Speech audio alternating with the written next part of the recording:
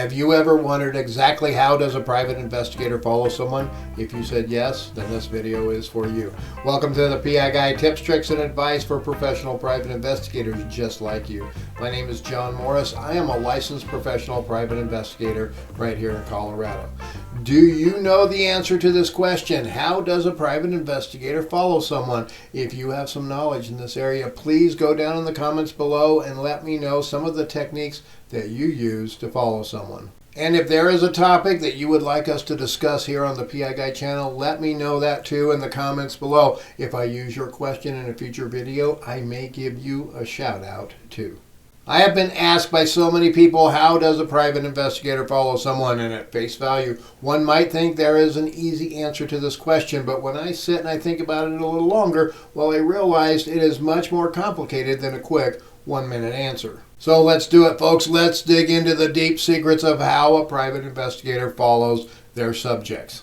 To begin with, in most cases, the case does not start with a follow. The case is going to have many starting points depending on the type of case it is. But in general, anytime a PI is going to surveil someone and follow them during that surveillance, they need to do some preliminary surveillance work. Generally speaking, you would have several parts to a surveillance case. To simplify it, we'll break it down into 3 or 4 parts. Preliminary investigation. This is where the PI does the pre-surveillance work, like gathering intel on their subject. This intel gathering will include, first, going through all of the information their client has provided and potentially putting that information into a cover sheet, a case portfolio, or some other form where that initial information is kept. The next part is intel or intelligence gathering. This is one of the most important parts of any investigation, folks. Without gathering intel on any investigation, the private investigator is just flying by the seat of his pants when he's out there in the field. Gathering intel will usually consist of many things. Now, before we get to the actual techniques of a physical follow, let's explore these intelligence gathering steps. In just about any surveillance, I will usually go through several steps at the intel gathering level. First, I will take the detailed info provided by the client and verify its accuracy. The address, many times, is the first thing that I look at. First thing I do is verify that my subject still resides at the provided residence. Now, in a domestic case, such as a divorce situation, this may not be completely necessary, but I still do it just in case the client misspelled something. Many times in a domestic case, I will just start with some of the free sites out there on the internet. If you want to see a video about free investigative search engines on the internet, I'll leave a link down below to a video that I made not too long ago. After I have verified the address is a good address for my target, I then investigate the residence itself. I want to check ownership of the residence, if it's a single family residence like a house, a condo, a mobile home, things like that. But if it's an apartment, I can skip this step. Then I get on Google Maps and I check out the residence and the neighborhood itself. What I am looking for is things like the main ingress and egress or entry and exit points of the neighborhood. What is the primary route the subject may take when he or she leaves? I then take a good look at the immediate area around the residence. One thing I am looking for usually are potential parking places to conduct stationary surveillance. These spots may be longer areas on the road that are between property lines or along a privacy fence. I also make sure I look at this view from the map view as well as the satellite view. Both will depict the neighborhood in different views. I then go to the street level view on Google Maps. Here I can get an accurate view of the actual residence I will be surveilling, notating if it has a garage. Do people tend to utilize the driveways or the streets? Is there a porch? And other pieces of information that stand out. Now, here is a big secret about Google Maps Street View. Folks, you need to know when the data was acquired from Google. On the Street View, in the bottom right, you will see the words image capture and a month and a year next to that. This, folks, is when that image was captured from Google. You need to make note of this, as if the image was gathered a long time ago, there may be many changes today in comparison. In this random area that I chose the image over here, it was gathered about 2 years ago in August 2019. So if I am working a case there in December, I need to realize things will be different than in this photo since everything was green in August 2019. I have seen many times in rural settings that image can be 10 years old. This is also true for new development, folks. Google may not show any houses in newer developments, so the intel value is limited. After I have completed the residential intel portion, I move on to the intel gathering on my subject. I will first conduct a quick OSINT, or open source intelligence investigation, looking for social media accounts, photos, places, activities of interest, news articles, possible place of employment, and other pieces of information that may be helpful. As a rule, I do not do a full OSINT investigation on most surveillance cases, as these can be quite resource intensive, and in most cases the client wants to spend their money on surveillance, not on intelligence gathering. Then I move on to the final part of intelligence gathering, and that is running a background on my target. I need to know several specific things about my subject before I go out. Vehicle makes, models, license plates is one of those.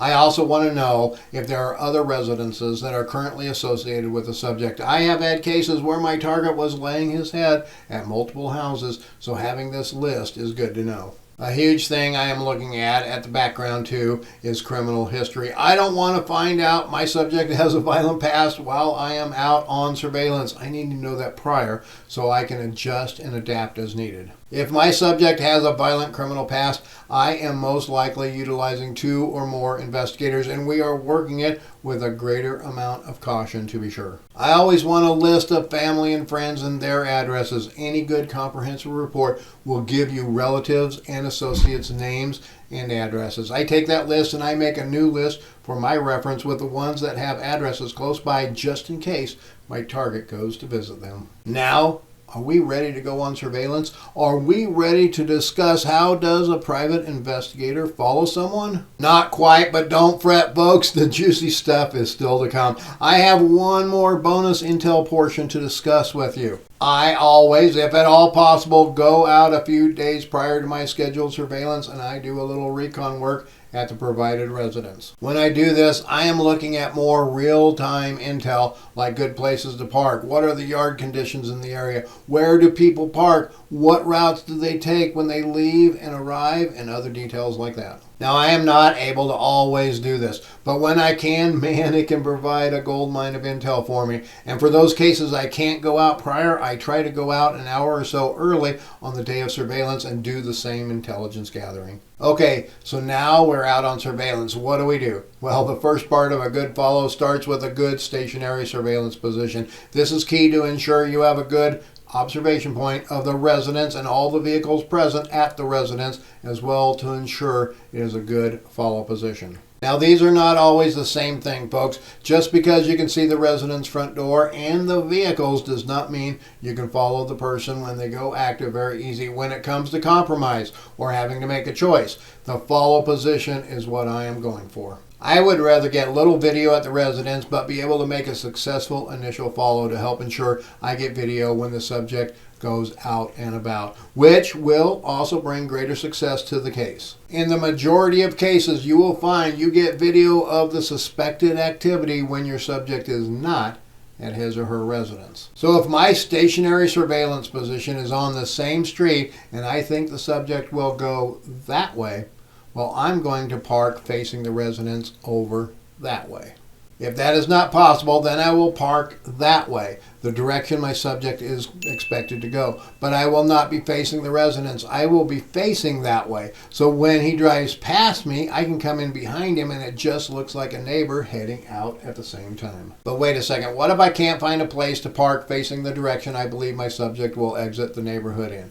Well, then I may have to park over there, facing the residence looking that way. But wait a second, what if I can't find a place to park facing the same direction I believe my subject will exit the neighborhood in? Well, then I may have to park over there, facing the residence looking that way. This creates what we often refer to as a choke point. As a general rule, you usually do not want your subject seeing you or your vehicle. But if you have to do it this way, well, then you are going to have to flip a U to follow your subject. This is where having good intel as to all ingress and egress points in the neighborhood comes in handy. If you know there is another way out over there, and you believe you can get out that way and catch up to your subject, then you may want to park that way, watching the residence in your rearview mirror. But if you have to flip a U-turn, then do it after the subject has passed you and is out of sight. In fact, I don't take down my sunscreen or any other blackout material or start my car until after the subject vehicle is past me and out of sight. Now the chase is on, and if you are in one of those latter scenarios, it is a real chase indeed. The idea is to catch up to the subject vehicle as quickly as possible without anyone noticing you. So there is no pedal to the metal, swerving between cars and running red lights. Conducting dangerous maneuvers is, well, it's not only dangerous, but may very well get you burned or get you a free visit to the local traffic court. Now, during the follow, you want to keep a good eye on the subject vehicle, as well maintain situational awareness of what is coming up in the next few blocks and all of the traffic around you. You need to know where all of the other cars are just in case you need to quickly change lanes. Okay, let's cover some of the big secrets to mobile surveillance now. The first one is an oldie but a goodie. In the event you end up in front of your subject, or your subject is a very slow driver and you have been directly behind them for a long time, or you just want to make sure that you are not noticed, you can try this maneuver. At a red light intersection, if your subject is going straight, like in this example here, the subject vehicle is red, your vehicle is green. After he goes through the intersection, you make a right-hand turn and you let him continue on his merry way. Now the tricky part, the next maneuver is to make a U-turn when it is safe and legal to do so. Situational awareness is imperative here, folks. Make sure you know what is going on around, and don't try this if it is illegal or dangerous in any manner. Now once you flip your U, you can get into the right-hand lane and let a car or two get between the subject vehicle. Then you make a right-hand turn and you continue to follow with some cover from other vehicles. Another good trick is paralleling roads. Now, this is not done as often as you might think, but when the situation arises and you can do it, this is wonderful. So if your subject turns onto a residential road, you can pass them and catch the next residential road and go in the same direction. If at all possible, if you are far enough back and your subject is using turn signals, sometimes following on the street before the one that they turned on is easier, as you don't have to try to catch up to them. Then at each intersection, you can look down the street. Make sure that you still have eyes on the subject vehicle. After a few intersections, though, you may want to go over to the same street that they are on, then follow at a distance. This is another huge secret, folks, following at a distance through residential areas. I don't always drive all the time when I follow someone. Nope, I might pull over, grab my camera or binoculars, and watch where they go. Then if they turn or go over a hill, or they get 3 or 4 blocks away, then I pull up until I get a good visual on them, and I do the same thing over. As long as you're not doing it erratically, this can work wonders. And in most cases, if they pulled into a residential neighborhood, they're not going to be driving for long before they reach their destination. Now this maneuver is also great if the subject is on foot. Conducting foot surveillance is not always possible or prudent, so if your subject walks great distances, then using this method is a good way to follow and stay safe. Now what is one of the worst things your subject can do when you are following them? Yep, get on a bus. But you can use this trick following a subject on a bus, but you would be following them from the front many times and pulling over when the bus stops, and watching in your mirrors to see if your subject gets off the bus. Now, if they go to the airport,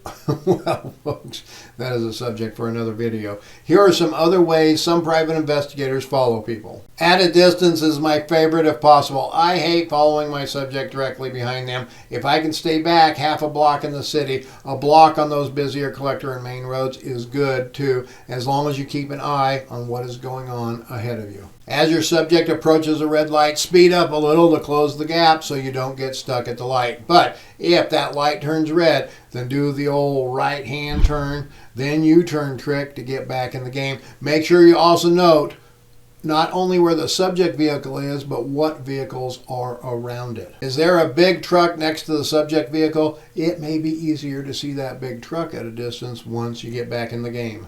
Blending in is huge, folks. If you are working in an upscale neighborhood and everyone's driving a Mercedes-Benz or a Corvette, you don't want to show up in a 15-year-old minivan. Observing your target's social media profiles is huge too. If they post in the morning that they have a doctor's appointment, or they're grabbing lunch with their bestie, or whatever, that is great intel to have too. Some PIs also use GPS trackers. I myself do not do this, but I do know some that do use trackers. That is a debatable strategy at best. The biggest strategy for conducting a successful follow, folks, is maintaining patience, diligence, and awareness. Are you going to lose your target from time to time? Yep, it happens to the best of us. Are you going to get made or burned at times? Yep, again, it happens to the best of us. Just maintain your professionalism along with patience, diligence, and awareness, and all will be fine. Hey, here are 2 more videos that I made just for you. And remember, folks, remember, stay safe out there.